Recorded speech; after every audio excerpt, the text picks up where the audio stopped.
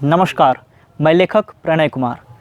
आज आप लोगों के बीच नई पुस्तक बेवजह के विषय में एक छोटा सा हम लोग कथासार सुनेंगे कि इसमें क्या है और इस कहानी के किरदार क्या क्या हैं।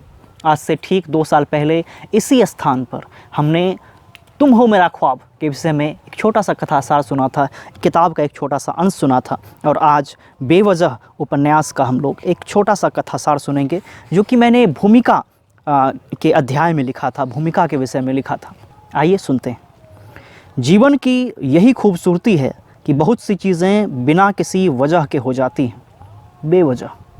शायद हर बेवजह के पीछे किसी ख़ास वजह की आहट छुपी होती है।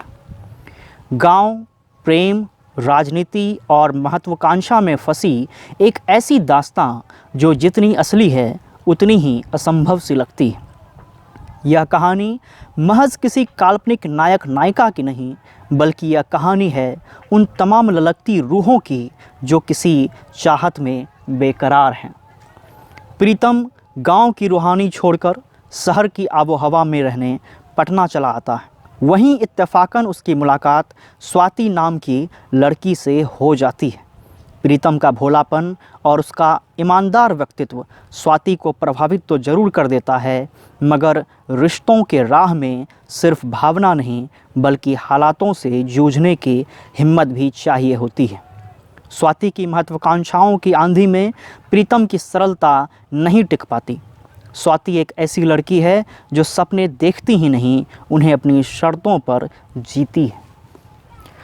वो किसी का इंतज़ार नहीं करती, क्योंकि उसे पता है जो रास्ता उसे चाहिए वो उसे खुद ही बनाना होगा और उसे हकीकत में संवारना होगा। इधर स्वाति को बचपन से चाहने वाला एक रईस लड़का आर्यन उसे अपने ख्वाबों को हकीकत में तब्दील करने दिल्ली बुलाता है, उसे एक भव्य जीवन शैली की ओर रिझाता है। इन सब से प्रीतम को एहसास होता है कि वह एक काबिल इंसान नहीं है।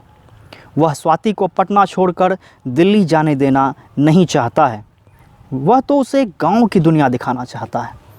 प्रीतम स्वाति के अरमानों को पूरा करने के लिए राजनीति को अपना हथियार बनाकर आर्यन से मुकाबला करना चाहता है। इन तमाम उलझनों और हालातों के बीच आखिर स्वाति के अरमानों का कारवां उसे किस मुकाम तक ले जाएगा।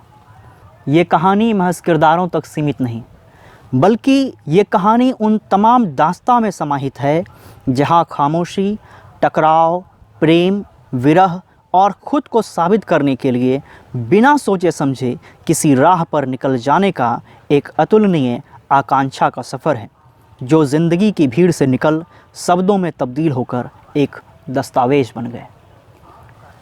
यह है ये उपन्यास बेवजह। तो आप लोगों ने सुना इसका एक कथासार उपन्यास बेवजह।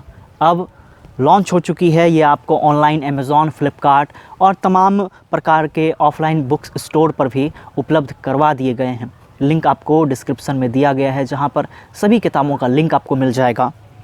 और एक लेखक गांव की रूहानी में इस किताब को पूरा करने का जो सफ़र था वो महसूस करता है, और ये मुकम्मल तब होता है जब पाठक उसे पढ़ते हैं, उसके पृष्ठ को महसूस करते हैं, उसकी शब्दों की गहराइयों में जाते हैं।